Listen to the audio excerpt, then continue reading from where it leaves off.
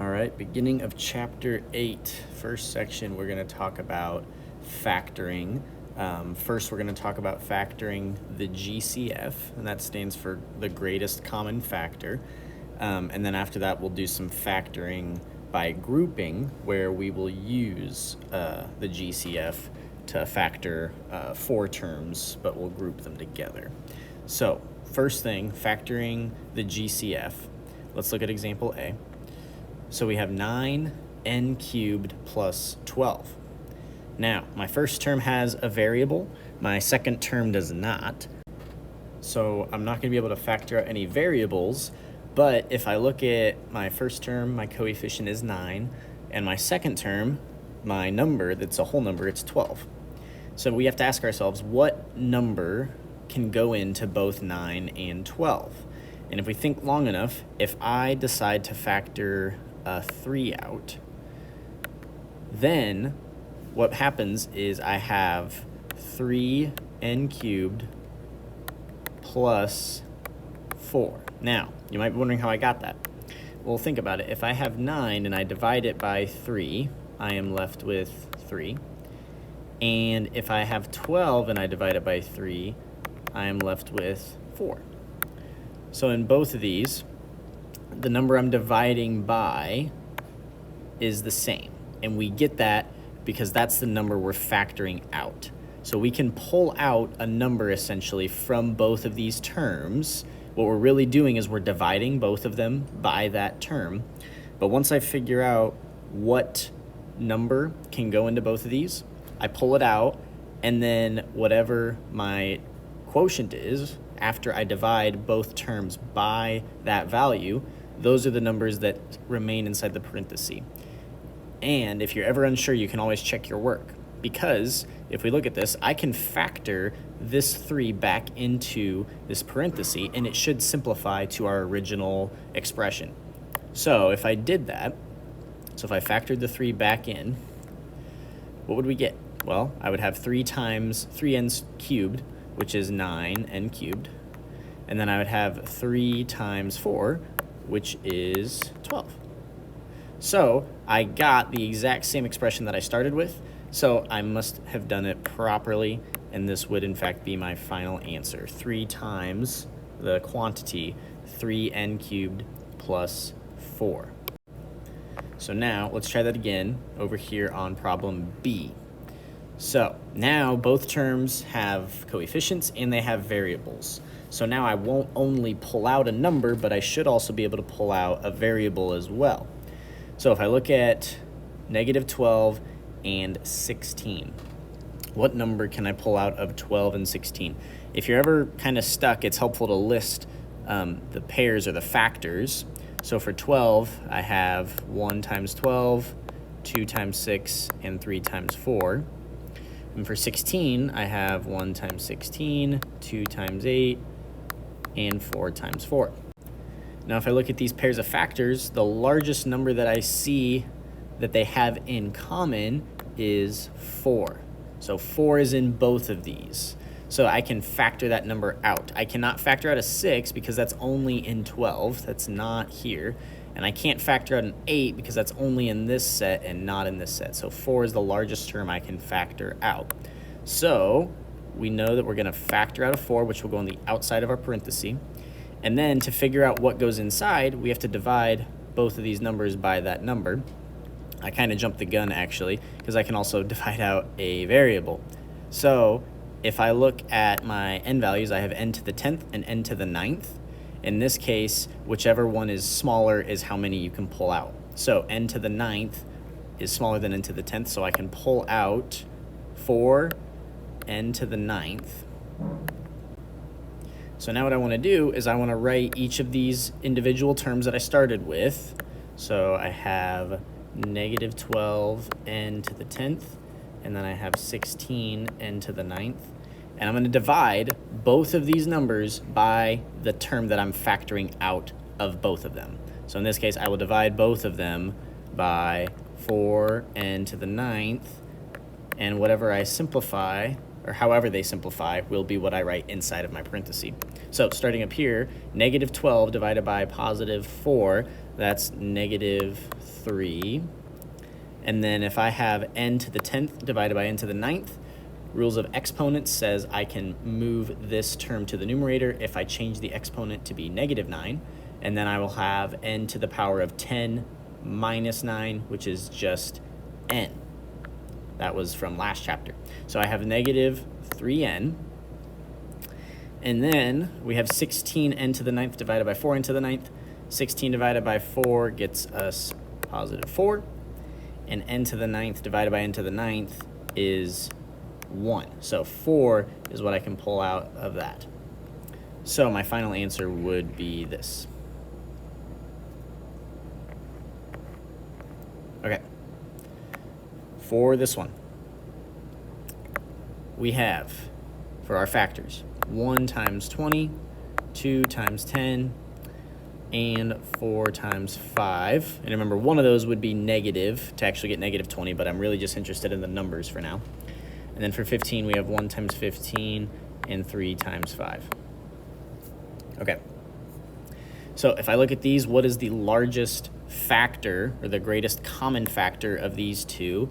And it looks like it is 5. So I know I can factor out 5. And then I look at the variables. I have v cubed and v squared. The smaller one is what I can factor out. So in this case, v squared. And now I just need to divide both of these terms by the factor and see what I get inside. So go ahead and pause the video and see if you can figure out what terms go inside of the parenthesis. All right, so I found the terms inside the parenthesis to be negative 4v plus 3. All right, I want you to go to problem D, and I want you to see if you can figure this one out on your own. Go ahead and pause the video. All right, so I found my GCF to be 3v to the 6th, and then I was able to get negative 5 minus 4v inside the parenthesis.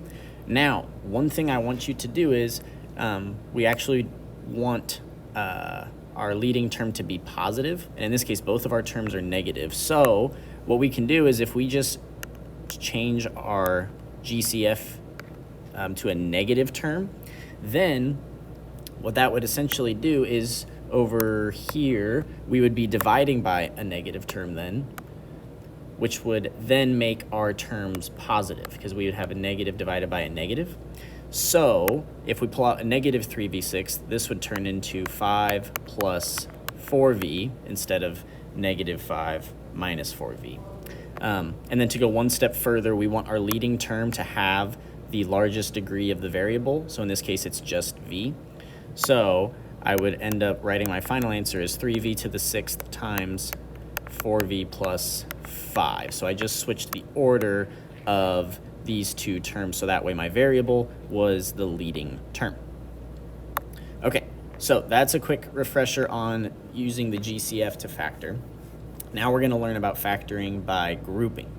So when we factor by grouping, what I'm looking at is first I have these two terms and then I have these two terms. We are basically just going to do the GCF twice. So I'm looking at these two terms, I'm going to figure out what the GCF is and factor it out of them. And then I'm going to do the same thing over here, but I'll probably have a different GCF for these two terms than I do for these two terms. Okay, so I'm going to try and color code this to make it simple to follow along. So let's start with the blue pair first. So I have 40a cubed minus 35a squared. Now, if we want to factor these, I need to figure out what is my GCF. So we have 40 and we have 35. Again, if it's helpful for you, you can write out the factors. So 1 times 40, 2 times 20, 4 times 10, and 5 times 8. And then for 35, we have 1 times 35 and 5 times 7. And we can look for the greatest variable factor, or the greatest numerical factor, which in this case would be 5. So I know I can pull a 5 out of both of these. And then if I look at my variables, I have a cubed and a squared, so I can pull out the smaller numbered variable, so that would be a squared. Then what's left inside my parenthesis is whatever I get when I divide both of these terms by my GCF. So you can use your calculator if you need to. 40a cubed divided by 5a squared would get us 8a. I keep my subtraction sign because we did not divide by a negative. And then negative 35a squared divided by 5a squared is going to be negative 7. Then with our red pair, we're going to do the same thing. So I notice my leading term here is negative. So I want to factor out a negative number. So I'm going to go ahead and just put a negative sign to indicate that. And then you can list out the factors if you want to. I guess we can go ahead and do that together really quick. So 1 times 48, 2 times 24, there's quite a few here. 3 times 16, 4 times 12, is that all of them? Oh, there's one more, 6 times 8. So there's a lot for that one.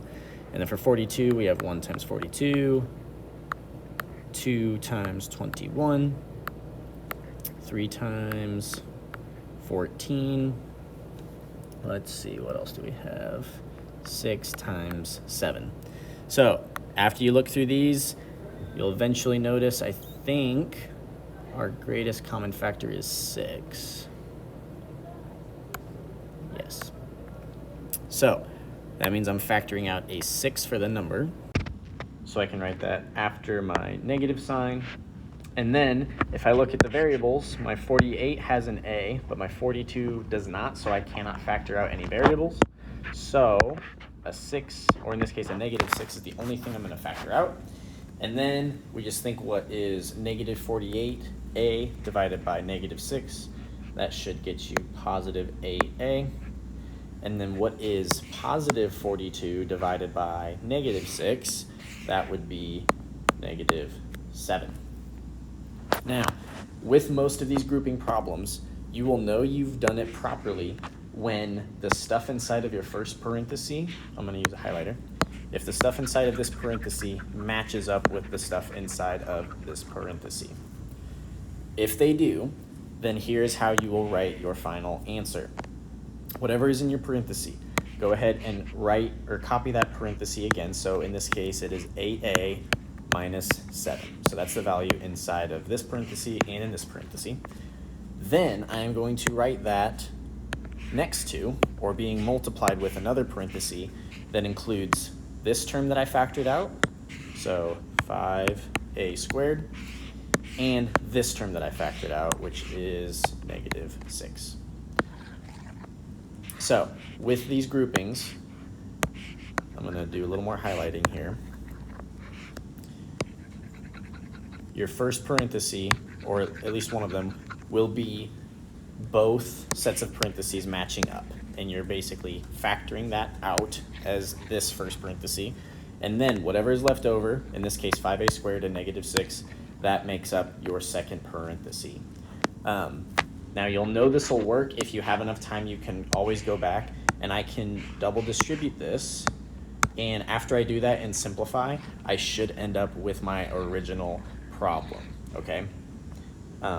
I might work that out in one of these examples, but I want to get us through the rest of these. So I know this is hard. This section is definitely harder to grasp than a lot of other ones. So if you're struggling with this a little bit, that's okay. I would definitely encourage you to get some extra practice, talk to your teacher, and see if there are some extra problems you can do, because this is generally a topic that most students struggle with in algebra. But it is a very important topic. You will use this in every math class after algebra. So it is good that you practice this. So let's do that with problem B. So again, I'm gonna organize these by color. So my first two terms, 5p cubed plus 3p squared, minus my red terms, 10p minus 6. So first, I'm gonna figure out what is the blue number that I can factor out. Well, I have a 5 and a 3. Their only factors are 1 and 5 and 1 and 3. So I can't factor out anything from these two terms as far as numbers go. But if I look at my variables, they both have a variable p with an exponent. So I know I can factor out some amount of those variables, and it is going to be the smaller one. So in this case, I have p cubed and p squared. so I can factor out p squared. So once I do that, I have 5p cubed divided by p squared. That is just going to be 5p. Remember, I'm subtracting these exponents, 3 minus 2.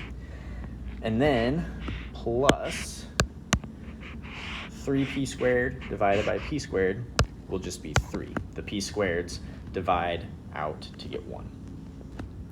So that's my first group factored. My second group, since my leading term is negative, I do want to factor out a negative number. So now if I look at my two terms here, I have 10p minus 6. So my factors, if I list them out, 1 times 10 and 2 times 5, and then for 6, it's 1 times 6 and 2 times 3. So the largest common one that they have appears to be 2. So I'm going to pull that number out. And then if I look, are there any variables I can factor out? My 10 has a variable p, but my minus 6 does not have a variable, so we will not be factoring out any variables, just the 2, or the negative 2 in this case. So now I divide. So negative 10p divided by negative 2, you can use your calculator. That should be 5p. And then negative 6 divided by negative 2 should be positive 3. So now that we have this, let's take a look. Does this parenthesis match up with this one? It looks like it does. We have 5p plus 3 in both of them. So I will write that as the first parenthesis of my answer. And then the next part of my answer, so we just took care of this stuff, that is here. So the rest of my answer is going to be made up of whatever's left over. So my p squared is what I factored out in the first parenthesis, and the negative 2 is what I factored out my second parenthesis. So my second parenthesis is p squared minus 2. And that is my final answer. All right, looking at problem C. Not a lot of numbers in this one. So if we look, we have b cubed minus 2b squared. So that'll be my first grouping. And then we have 3b minus 6. So I want you to go and pause the video. See if you can just factor these. So try and figure out what the GCF is here, and try and figure out what the GCF is here. Go ahead and pause and see if you can figure this out. Okay, so this one looked kind of weird. In my first group, the blue group, I didn't have a number or a coefficient in front of my variable, so I can't factor out any numbers, but both terms do have a variable. So I had b cubed and b squared. So b squared is the smaller of the two, so I pulled out a b squared. And then I just divided both of these terms by b squared. So b cubed divided by b squared is just b. And then negative 2b squared divided by b squared gets me the negative 2. And then over here, there was no variable that I could factor out because this term has no variable, but 3 does go into 6, so I could divide 3 from both of these terms, so I factored out 3, and then I got b minus 2 again inside my parenthesis, which is good, because we want these to match up. So now that we have that, I know that b minus 2 is my first set of parentheses, and then my second one is going to be whatever is left over, or whatever I factored out. So b squared plus 3 is going to make up my second parenthesis. And that would be my final answer. Okay, so we're actually going to skip problem D because this is the same problem that we had in problem A. So go ahead and cross out problem D. I want you to go down to problem E. Okay, now, if we do our groupings, I have blue and I have red. So for 25a cubed plus 10a squared, for the 25 and 10, after I list my factors, I'll see I can factor out 5. And then a cubed and a squared, my GCF is a squared. So then if I divide both of those terms by 5a squared, I should end up with 5a plus 2. And then let's take a look at the red group. I have 5a plus 2. I don't have a greatest common factor between 5 and 2, and my second term doesn't have a variable. So there's actually nothing that I can factor out of this, but that's okay, because look what happens. If I just rewrite this in a parenthesis, do my two parentheses match up? 5a plus 2, 5a plus 2. They do. So in this case, we were able to get a GCF here, but we weren't here, but it still worked out in our favor. We still got a common parenthesis in both of them. So how do we write our final answer, though? Well, first we're going to rewrite that common parenthesis, so 5a plus 2. And then for my second parenthesis, I have 5a squared, which was my GCF in the first group, but there's nothing over here. So what we can think of is I can put a 1 here, and that's not going to change the value. If I write a 1 here and I were to distribute it, that's not going to change this. This will still be 5a plus 2. But it does allow me to fill in this other parenthesis. So it will be 5a squared plus 1, because 5a squared was the GCF here, and technically 1 is our GCF here, but it's just 1. So this would actually be our final answer. I know it looks kind of weird, but that's how we would do that problem. All right, one more, and then I'm going to have you do the last two for your own practice. So, problem F. I have 49a cubed minus 21a squared. After you play around with factors, you should notice 7a squared is your GCF. If I factor that out, 49a cubed divided by 7a squared, that would be 7a. And then minus 21a squared divided by 7a squared, that would give me minus 3. Next, I have this grouping. So my leading term in this grouping is negative, so I do want to factor out a negative. And then if I look at 14 and 6, their GCF, I believe, is just 2. And I have an a variable with my 14, but not with my 6, so I cannot factor out an a. So in this case, 2 is my GCF, and I am left with, after I divide, 7a minus 3, which is exactly what we want, because now both of our parentheses are matching up. So to write our final answer, we have 7a minus 3, and then what we have left over, we have 7a squared minus 2. Oops, wrong color. And that is our final answer there. Okay, now I want you to pause the video, work both of these, work G and H, see what you get for your final answers, and then unpause to see what I ended up getting.